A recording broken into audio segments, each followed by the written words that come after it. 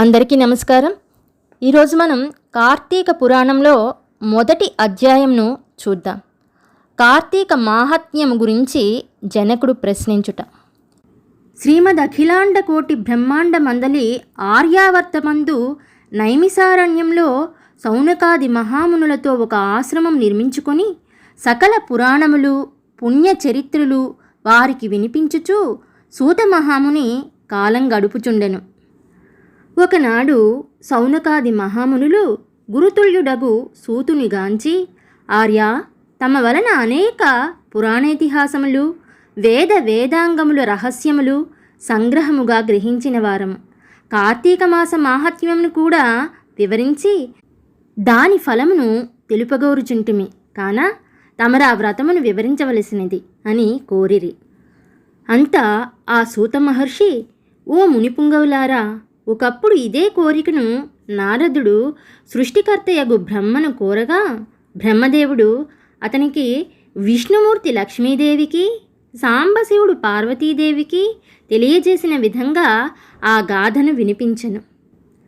అట్టి పురాణ కథను మీకు తెలియజేయుదును. ఈ కథను వినుట వలన మానవులకు ధర్మార్థములు కలుగుటయే కాక ఇహమందును పరమందును సకల ఐశ్వర్యములతో తులతూగుదురు. కావున శ్రద్ధగా ఆలకింపుడు అని ఇట్లు చెప్పెను.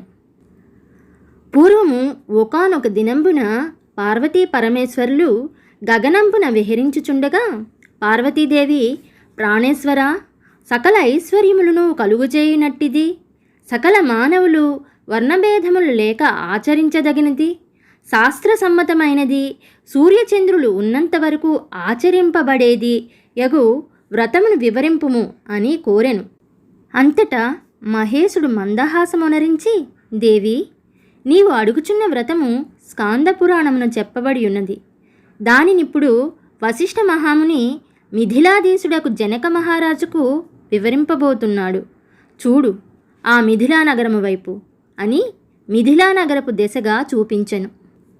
అటు మిథిలా నగరంలో వశిష్ఠుని రాకకు జనకుడు సంతసించి అర్ఘ్యపాద్యములతో సత్కరించి కాళ్ళు కడిగి ఆ జలమును శిరస్సుపై జల్లుకుని, మహాయోగి, మునివర్య, తమ రాక వల్ల నేను, నా శరీరము, నా దేశము, నా ప్రజలు పవిత్రులమైతిమి. తమ పాదధూళిచే నా గేహము పవిత్రమైనది. తమరిటికేల వచ్చితిరో సెలవసంగుడు అని వేడుకొనెను.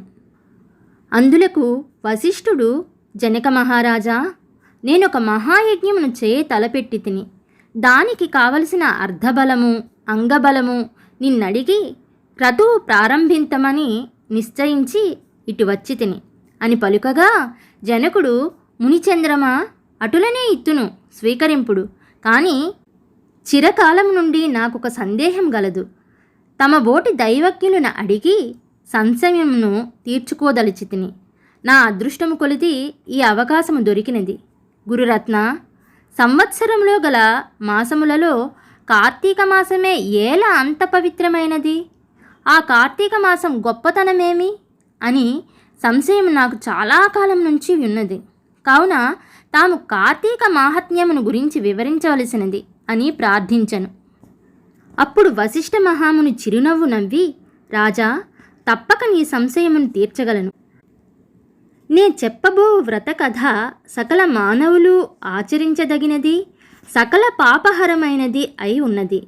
ఈ కార్తీక మాసము హరిహర స్వరూపము.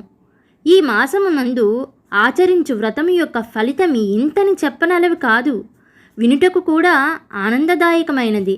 అంతియే కాక వినినంత మాత్రముననే ఎట్టి నరక బాధలను లేక ఇహమందును పరమందును సౌఖ్యమును పొందగలరు. నీ బోటి సజ్జనులు ఈ కథ గురించి అడిగి తెలుసుకున్నట్టుకు ఉత్తమమైనది. శ్రద్ధగా ఆలకింపుము అని ఇట్లు చెప్పసాగెను. వశిష్ఠుడు కార్తీక వ్రత విధానమును తెలుపుట. ఓ మిథిలాధీశ్వర, జనక మహారాజా, ఏ మానవుడైనను ఏ వయసువాడైనను ఉచ్చనీచ అనే భేదములు లేక కార్తీక మాసంలో సూర్యభగవానుడు తులారాశి అందుండగా వేకువజామున లేచి కాలకృత్యములను తీర్చుకొని స్నానం ఆచరించి దాన ధర్మములను దేవతా పూజలను చేసినచో దాని వలన అగణిత పుణ్యఫలము లభించును.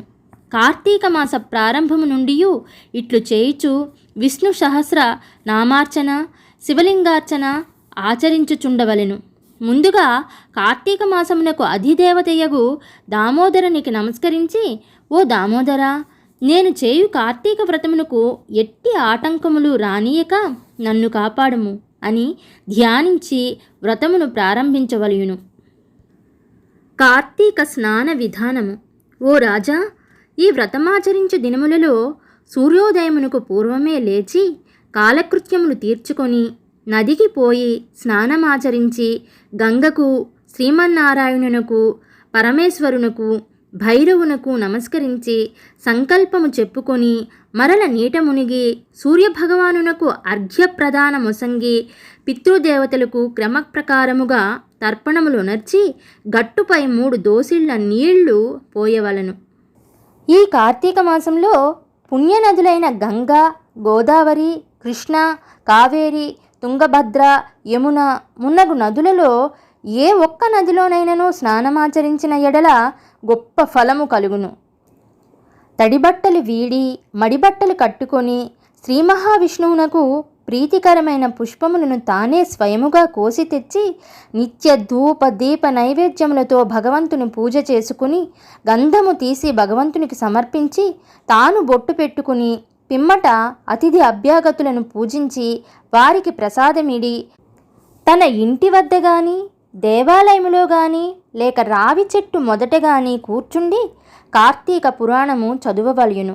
ఆ సాయంకాలము సంధ్యావందనం ఆచరించి శివాలయం ముందు కానీ విష్ణువాలయం ముందు కానీ లేక తులసికోట వద్ద కానీ దీపారాధన చేసి శక్తిని బట్టి నైవేద్యంను తయారు చేయించి స్వామికి సమర్పించి అందరికీ పంచిపెట్టి తరువాత తాను భుజింపవలెను. మరునాడు మృష్టాన్నముతో భూతతృప్తి చేయవలయును.